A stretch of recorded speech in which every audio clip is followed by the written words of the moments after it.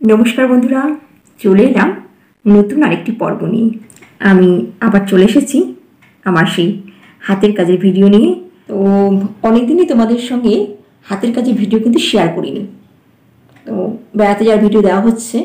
তো হাতের কাজের ভিডিও তোমরা অনেকেই ভীষণ পছন্দ করো, আমি দেখেছি, কিন্তু সময় করে হয়ে উঠছে না আর কি, সময় করে উঠতে পারছি না এই হাতের কাজের ভিডিও দেবো বলে। তা আগের গয়না বানানো তোমার দেখিয়েছি, আগের বছরও ফেব্রিক পেন্টিং দেখিয়েছি। তো এবছর সেটা দেখানো হয়নি, তো ভাবলাম আজকে একদম হাতের কাজ নিয়ে চলে আসি, হাতের কাজের পসরা নিয়ে।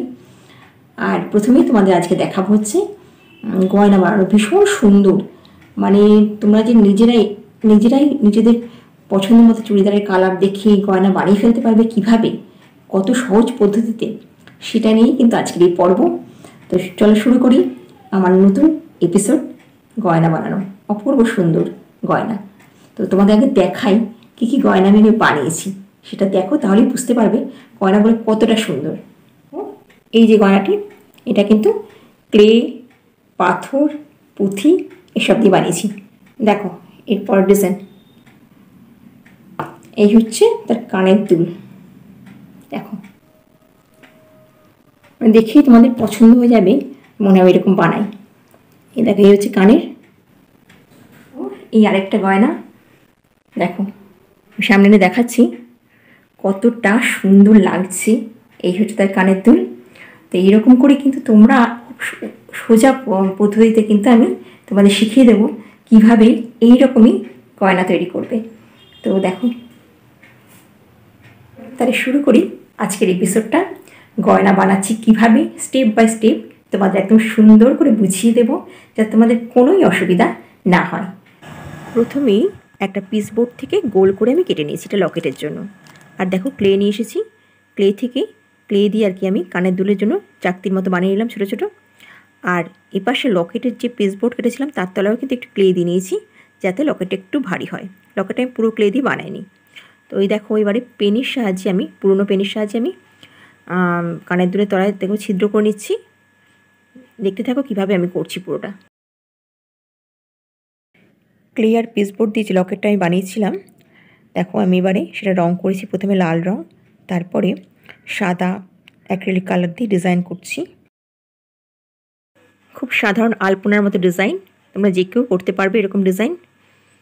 তো আমি সাদা আর সোনালি দিয়ে ডিজাইনটা করব।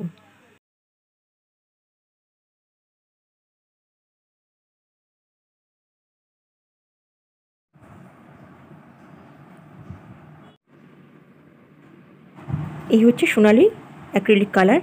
এবার আমি এর মধ্যে সোনালি দিয়ে একটু ডিজাইন করব।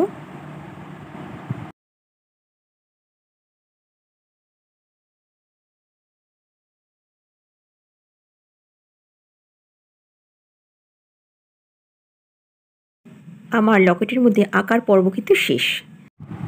এরপরে আঠার সাহায্যে আমি এই লকেটে মিরর, স্টোন এসব দিয়ে আরও গর্জিয়াস করে তুলব লকেটটাকে। দেখতেই পাচ্ছ লকেটের একদম কেন্দ্রস্থলে আমি কিভাবে আঠার সাহায্যে মিররগুলো লাগিয়ে দিচ্ছি। মিরর লাগানো আমার হয়ে গেল।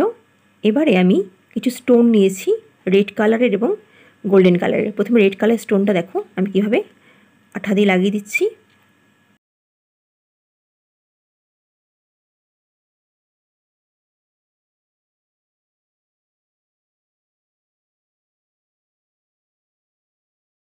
এবারে গোল্ডেন কালারের স্টোনগুলো আমি আঠা দিয়ে লাগিয়ে দিচ্ছি। এভাবে কিন্তু লকেটটা আরও আকর্ষণীয় হয়ে উঠছে। লকেটের ডিজাইন আমার কমপ্লিট হয়ে গেলে এবারে আমি একটা লাল রঙের টার্সেল নিয়ে নিচ্ছি, আর নিয়ে নিচ্ছি কিছু সুতো, লাল সুতো। লাল সুতোটা টার্সেলের মধ্যে ঢুকিয়ে আমি গিট দিয়ে নিলাম।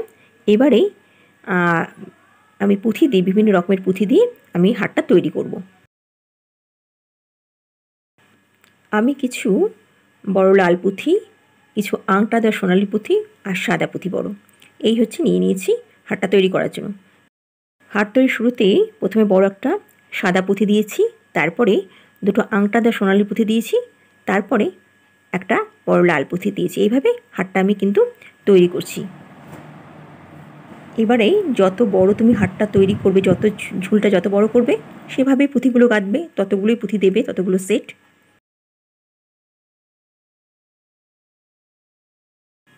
হার তৈরির জন্য পুঁথি গাঁথা কিন্তু আমার মোটামুটি হয়ে গেল। এবারে লকেটে এটা লাগিয়ে দেবো সুন্দর করে আঠা দিয়ে। দেখো এই হচ্ছে আমার লকেট, তার তলার দিকে আমি আঠা দিয়ে সুন্দর করে হারটা সেট করে দেব।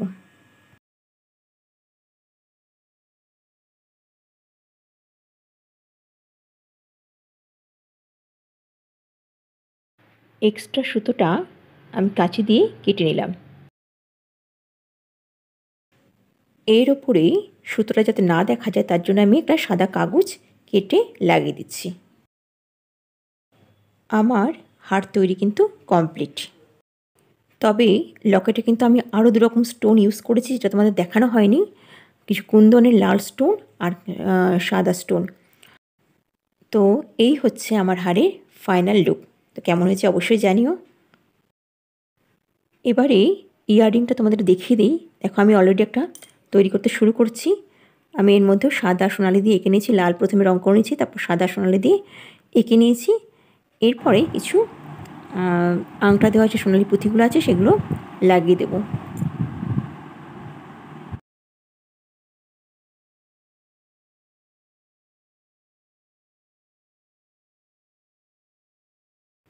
আমি ছোটো ছোটো রিংয়ের মধ্যে 3টে করে কিন্তু আংটা দেওয়া সোনালি পুঁথিগুলো ঢুকিয়ে নিচ্ছি।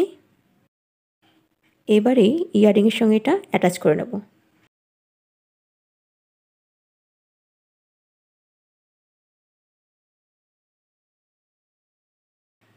হারের লকেটে যেমন আমি স্টোন ইউজ করেছি, এখানেও কিন্তু আমি রেড স্টোন আর গোল্ডেন স্টোন ইউজ করব।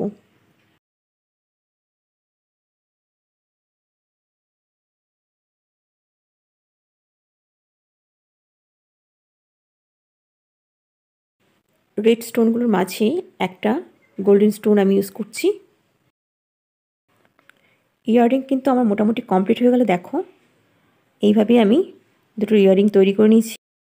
এইভাবে তোমরাও কিন্তু clay, stone, mirror, star cell, পুঁথি সব কিছু দিয়েই নিজেদের মতো করে নিজেদের পছন্দের মতো গয়না নিজেরাই বানিয়ে নিতে পারো। তো বন্ধুরা, আজকের এই পর্বটা তোমাদের কেমন লাগলো?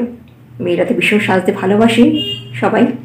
তো পুজো এসে গেছে, আজকের এই গয়না বানানোর পর্বটা যদি তোমাদের ভালো লেগে থাকে তবে অবশ্যই একটা লাইক দিও, বন্ধুদের শেয়ার করো, যাতে তোমরা সবাই এইরকম গয়না বানিয়ে পড়তে পারো এবং সবাইকে প্রেজেন্ট করতে পারো। তো দেখা হচ্ছে আর একটা চমকপ্রদ পর্বে। এর পরেরটাতে আমি তোমাদের কিছু বানিয়ে দেখাবো, তো সেটা খুব শিগগিরই আসছে। তো আজকের পর্বটা যদি ভালো লেগে থাকে তার জন্য আমার ভীষণ ভালো লাগবে, তোমরা যদি উপকৃত হও। তো আজকের মতো টাটা, দেখা হচ্ছে নতুন পর্বে। নতুন পর্বে কিন্তু চমক থাকবে। আজকের মতো টাটা।